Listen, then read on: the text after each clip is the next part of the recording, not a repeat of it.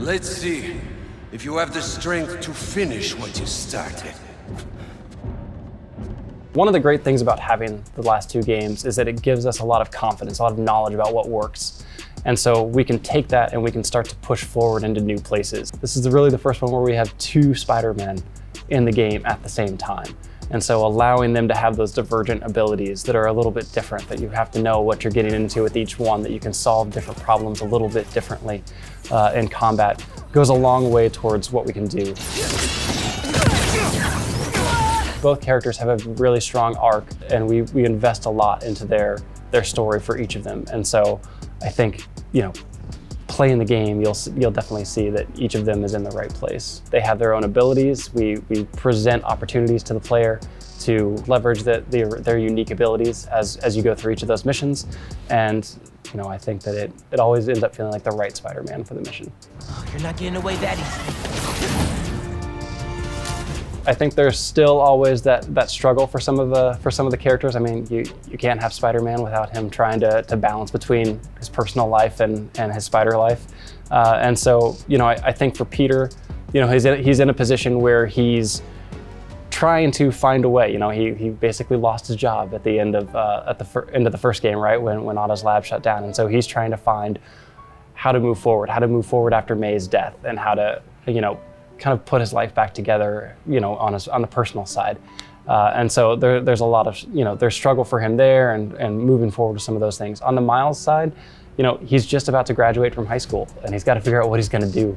And he's got this Spider-Man thing that's a growing part of his life, but what is he going to do with the rest of it? And so how he interacts and how he makes choices there, what he's trying to figure out, the next phase of his life looks like, not just with Spider-Man, but as Miles Morales, and what that means for him. And he's got his family around, he's got his friends around, and how they interact with him and play with that.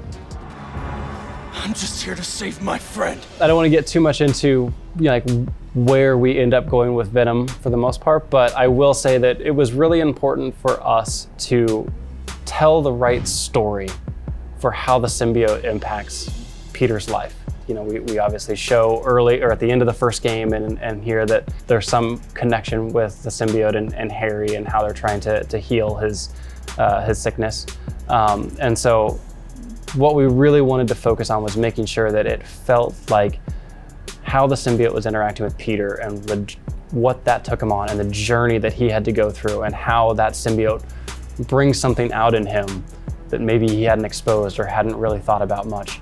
And so for us, what we let that drive our choices. And part of, Eddie Brock is a fantastic character, and everything. But for us, it was really about figuring out how the symbiote and Peter interacted and how that impacted his life, and making sure to keep focused on that element.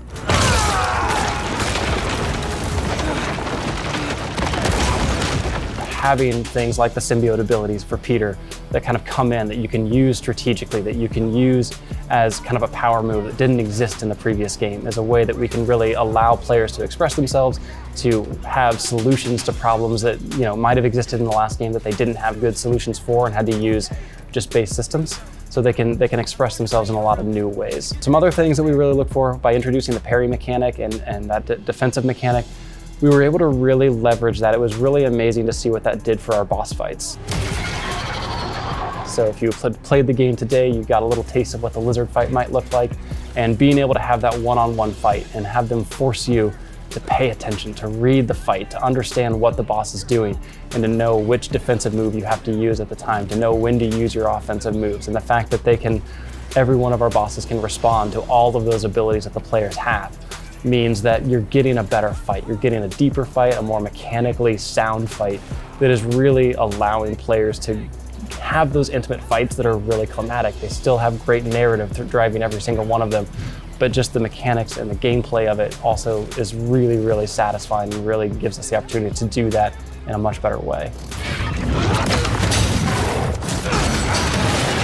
And then traversal, it's just adding things like the gliding with the web wings, adding things like the slingshot, and just making sure that those all integrate together. And again, just building and giving players new things. And so one of the things that we do in this game is, we doubled the size of the city. So we've now got Brooklyn and Queens there, right?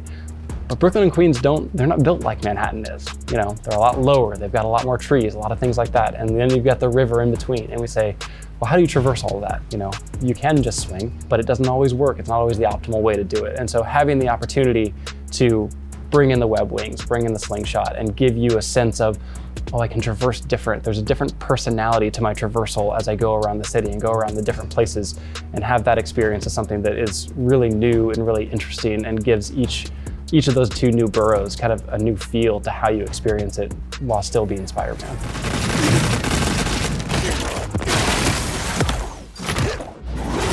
Everything we do here builds on each other and makes our next game better. And so, you know, we had a lot of streaming stuff and everything from building open world games, and then we go into Ratchet, and all of a sudden we're like, well, now we want to just jump instantly, right? And so you get those things, you hit the crystal, you jump from world to world, and we want to drop and reload the next thing and figure out how the mechanics of all of that.